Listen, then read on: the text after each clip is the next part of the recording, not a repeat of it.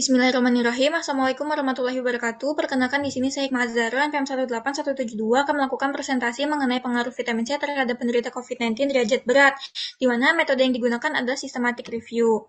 Untuk latar belakang yang saya ambil ini adalah wabah SARS-CoV-2 yang mulai terjadi pada awal tahun 2020 yang mengenai ke semua negara, sehingga semua negara ini terkena dampak dari COVID-19.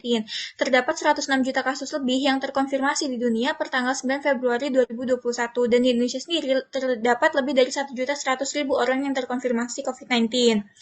COVID-19 ini dia itu bisa menyebabkan gangguan pada pernafasan, tetapi juga bisa berefek ke organ lain. Dia juga bisa menyebabkan acute respiratory failure, gangguan jantung, hiperglikemia, dan juga meningkatkan dari risiko kematian.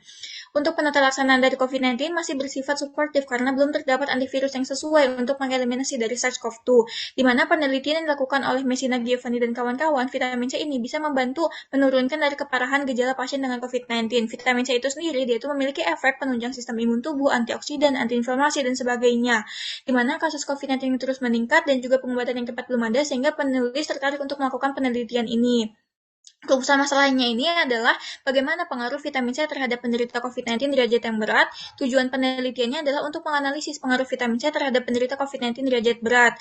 Untuk metode penelitiannya, jenis penelitian yang diambil adalah systematic review, di mana populasinya adalah pasien COVID-19 derajat berat, intervensinya adalah pemberian dari vitamin C, comparisonnya adalah penderita COVID-19 derajat berat tanpa pemberian vitamin C, outcome-nya adalah bertahan hidup atau kematian, studinya adalah cohort study dan juga RCT, dan sumber data yang digunakan yaitu dari Medline, Direct, Springerlink, dan juga PropQuest. Untuk kriterianya itu ada dua. Yang pertama dari kriteria inklusinya, yaitu berasal dari jurnal internasional, database yang sudah disebutkan sebelumnya, terus dari original research tipe observasional, tahun terbitnya pada tahun 2020 sampai 2021, artikel ini harus full text dan berbahasa Inggris. Kriteria eksklusinya yaitu judul artikel dan abstrak yang berbeda, dan hasil penelitian ini berasal dari tesis, disertasi, web, ataupun dari laporan penelitian. Kriteria kelayakannya yaitu dilakukan critical appraisal menggunakan checklist dari Joanna Briggs Institute, di mana hasil penelitiannya yaitu terdapat adanya dua artikel. Artikel yang pertama ini berjudul Pilot Trial of High-Dose Vitamin C in Critically Ill COVID-19 Patient, yang dilakukan pada tahun 2020 oleh Jingzhang dan kawan-kawan. Sedangkan pada artikel kedua berjudul Antioxidant and Pentoxifilin as Coadjuvant Measures to Standard Therapy to Improve Prognosis of Patient with Pneumonia by COVID-19 pada tahun 2021 yang dilakukan oleh Adrian dan kawan-kawan, di mana deskripsi datanya pada artikel yang pertama itu dilakukan dengan menggunakan RCT di Cina dengan dilakukannya itu dengan demografi dan antropometri komorbid tanda vital GCS APK2 score. Sedangkan pada artikel kedua dengan study cohort di Meksiko, di mana pemeriksaannya itu dari saliva, swab nasofaring, dan juga disfungsi organ dengan menggunakan SOFA score. Untuk pembahasan dari penelitiannya,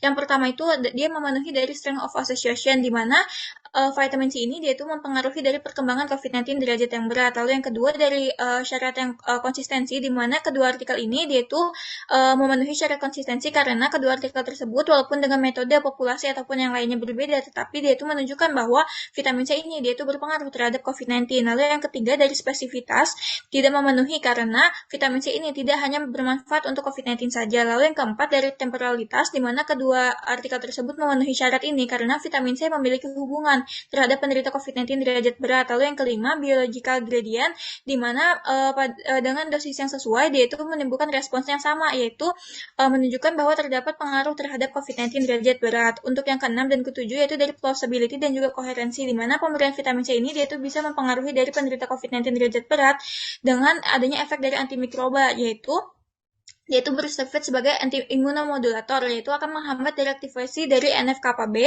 Terus vitamin C ini juga bisa menghambat dari produksi interleukin 6 dan juga TNF-alfa.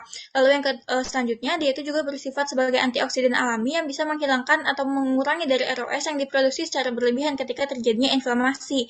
Dan juga dia akan mengurangi dari angka mortalitas dengan menghambat dari NF-kappa B yang menyebabkan penurunan dari produksi CRP.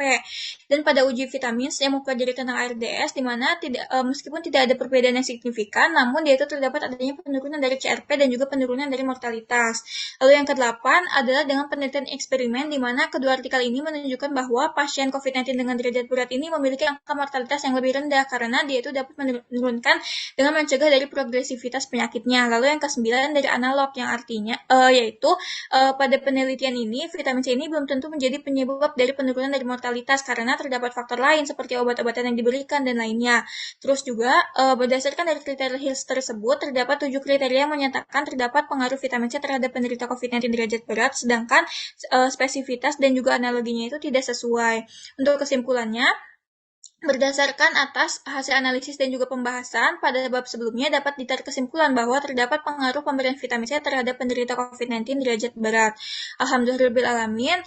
Sekian presentasi dari saya, kurang lebihnya mohon maaf. Wassalamualaikum warahmatullahi wabarakatuh. Terima kasih atas perhatiannya.